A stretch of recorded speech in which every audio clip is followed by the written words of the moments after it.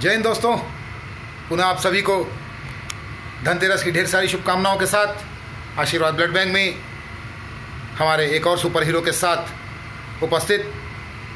और इस एफरेसिस के बारे में बताने से पहले मैं आप लोगों से एक और बात शेयर करना चाहूँगा। वो ये है कि आजकल रक्तदान के क्षेत्र में कुछ विशेष लोग सक्रिय हो गए हैं और बहुत ज़्यादा भी सक्रिय हैं। तो मैं आप सबसे यही निवेदन करूंगा, ऐसे विशेष लोगों से थोड़ी दूरी बनाए रखें जो खून के बदले व्यापार करते हैं। अनावश्यक रूप से जो टेस्टिंग चार्ज है उसके अतिरिक्त और शुल्क लेते हैं। परिवार के लोगों से यही निवेदन कि आप अपने परिवार की जब भी रिक्वायरमेंट होती है, पहली प्राथमिकता आप अपने परिवार को दें। किसी ऐसे लोगों के, असामाजिक तत्वों के लोगों के संगत में ना पड़ें जिससे जो रक्तदाता है, जो निःशुल्क और निस्वार्थ रूप से रक्तदान करते हैं, ऐसे लोगों के पास ऐसे खबर जब आती है कि फलाने मरीज के लिए बीच के कुछ लोगों ने पैसे लिए, तो ये उस रक्तदाता के लिए बहुत ही दुख की घड़ी होती है और वो दोबारा से रक्तदान करने से हिचकता है। और ऐसे समय आपका सहयोग अति आवश्यक है। आप जब भी आपके परिवार के या रिश्तेदार के कभी भी ज़रूरत पड़ती है तो सबसे पहले आप स्वयं रक्तदान करने के लिए ब्लड बैंक जाएं। अगर आपका सेम ग्रुप नहीं है तो ब्लड बैंक में वो सुविधा उपलब्ध होती है कि आप अपना बहुमूल्य रक्तदान करके बदले में आपके पेशेंट का जो भी ब्लड ग्रुप है वो आप ले सकते हैं। उसके बावजूद भी अगर कोई दिक्कत होती है तो आप किसी भी ऐसे सामाजिक संस्थाएं जो रक्तदान के क्षेत्र में कार्य कर रही है उनसे संपर्क करें। और आप सभी से हाथ जोड़कर मेरा निवेदन है, कृपया दलालों के और असामाजिक लोगों के संपर्क में ना पड़ें। ऐसे लोग आपको हॉस्पिटल के आसपास मिलेंगे, हो सकता है कि हॉस्पिटल में भी मिले, तो कृपया ऐसे लोगों से आप दूरी बनाए रखें। मेरा आपसे नम्र निवेदन है, क्योंकि आज आपकी रिक्वायरमेंट किसी न किसी तरीके से कोई व्यक्ति पूरी कर देता है कुछ रुपए के चलते, लेकिन बाद में एक रक्तदाता उसके साथ साथ 4 और रक्तदाता कम हो जाते हैं जो ऐसी खबर सुनते हैं कि खून के बदले में पैसे लिए गए हैं, तो ये उनके मनोबल को तोड़ता है। आपकी समस्या संपूर्ण हो गई, लेकिन आपके भाई बहन, आपके परिवार रिश्तेदार, आपके दोस्त यार और ऐसे समाज में बहुत लोग हैं जिनको वक्त बेवक्त रक्त की ज़रूरत पड़ती है। ऐसे समय में अगर उनके लिए रक्त उपलब्ध ना हो तो उस समय आप सोचिए क्या बीतेगी उन पे। तो ये आप सभी से नम्र निवेदन है कि कृपया विशेष रूप से इस बात का ध्यान रखें कि जो भी चार्जेस लगते हैं वो ब्लड बैंक के टेस्टिंग चार्ज लगते हैं। इसके अलावा ना ब्लड बैंक में कोई अतिरिक्त रुपए दें, ना ही आप किसी ऐसे व्यक्ति को अतिरिक्त रुपए दें जो टेस्टिंग चार्ज के अलावा हो। इसके अलावा एक बात और कहना चाहूँगा कि अगर आपके पास में सेम ग्रुप के डोनर नहीं हैं या आप दूर दराज क्षेत्र से आए हुए हैं तो आप जिस भी ब्लड बैंक में जाते हैं वहाँ पर उनसे डोनर लिस्ट की मांग स्वयं करें, ना कि ब्लड बैंक को ये बोले कि आप हमारे लिए ब्लड अरेंज करवा दें।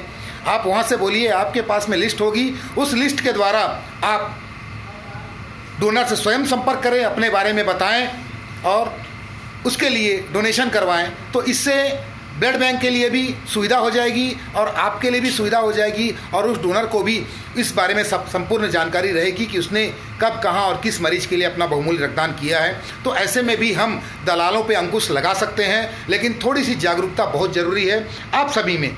और आप सभी अगर जागरूक हो जाते हैं तो मुझे लगता है कि आज के बाद ऐसी समस्या सुनने में नहीं मिलेगी कि किसी ने खून के बदले में 100 रुपये, 200 रुपये, 500 रुपये, 1000 रुपये ज़्यादा लिए हैं। तो मैं आप सबसे फिर यही निवेदन करूंगा कि आप थोड़ी से सक्रियता दिखाएं और सभी सामाजिक संस्थाएं जितने भी रक्तदान के क्षेत्र में कार्य कर रही है उनसे भी मेरा यही निवेदन है, कृपया संपूर्ण जानकारी लें। और अब ये बात का विशेष ध्यान रखें कि कहीं आपके पास किसी दलाल का या कोई ऐसे असामाजिक लोगों का कॉल तो नहीं आ रहा है जो रक्त के खरीदी बिक्री में लिप्त हैं। दूसरा, कुछ ब्लड बैंक हैं जो अपना स्वार्थ सिद्ध करने के लिए कुछ सामाजिक संस्थाओं से संपर्क करती है। तो ऐसे सामाजिक संस्थाओं के लिए मेरा निवेदन कि आप सारी जानकारी लें और अटेंडर से बात करने के बाद ही अपने डोनर को उनके पास भेजें। और हो सके तो अटेंडर से बात करने के बाद पूरी जानकारी लेकर, क्योंकि एफएफपी के लिए भी डोनेशन करवाया जाता है, जो आप सभी जानते हैं कि एफएफपी लगभग हर ब्लड बैंक में उपलब्ध होता है। किसी मरीज को 1 एफएफपी लगता है, उसके बदले में 1 डोनर, 2 एफएफपी लगता है, उसके बदले में 2 डोनर, 4-5 एफएफपी लग गया, उस कंडीशन में 1 आध डोनेशन हो गया, वो समझ में आता है। इस बारे में आप संपूर्ण जानकारी लें और आगे इस एफरेसिस के संबंध में आपको बताने वाला हूँ। आपके आज जो हमारे यहाँ चौथा एफरेसिस हमारे सुपर हीरो द्वारा हो रहा है, हमारे सुपर हीरो का यह डोनेशन सचमुच काबिले तारीफ इसलिए है कि इस त्यौहार के समय में अपना बहुमूल्य समय, वक्त और रक्तदान करना किसी आम आदमी के बस की बात नहीं है, इसलिए हम इन्हें सुपर हीरो कहते हैं। आज के हमारे तीसरे एफरेसिस के सुपर हीरो हैं सुमित देवांगन जी, जो अपना बहुमूल्य एफरेसिस आशीर्वाद ब्लड बैंक में कर रहे हैं। सबसे पहले तो पूरी ओम साईं रक्तदाता सेवा समिति की ओर से सुमित सर को आपके दूसरे एफरेसिस की ढेर सारी शुभकामनाएं। आप निरंतर इसी तरह स्वस्थ रहे, भगवान धन्वंतरी से हम यही कामना करते हैं कि आज धनतेरस, इसी शुभकामनाओं के साथ धनतेरस की हार्दिक शुभकामनाएं। और आज सुमित सर से जानना चाहूँगा कि आज आप कैसा महसूस कर रहे हैं दूसरे एफरेसिस पर? दूसरे एफरेसिस में तो मुझे उतना खास डर नहीं लग रहा था। पहले एफरेसिस में डर भी लग रहा था और थोड़ा ऐसा लग रहा था कि सुना था मैंने कि 1 घंटा लगता है प्रोसेस, तो अजीब सा हिचकिचाहट हो रही थी। लेकिन दूसरी बार ऐसा कुछ नहीं लगा, अभी अच्छा फील हो रहा है। बिल्कुल सर, और कुछ कहना चाहेंगे सुपर हीरोज़ के लिए? और आप भी नियमित रक्तदान करें, आपका खून भी कईयों की जान बचा सकता है और आपका हेल्थ भी अच्छा रहेगा, इसलिए नियमित रक्तदान करते रहें। बिल्कुल सर, सबसे बड़ी बात मुस्कान बनी रहती है। जैसे हमारे सुमित सर मुस्कुराते हुए ब्लड डोनेशन कर रहे हैं, इससे बहुत सारे फ़ायदे हैं। एक, ब्लड डोनेशन करने से जो आत्मीय खुशी होती है वो आपके चेहरे पर दर्शाती है।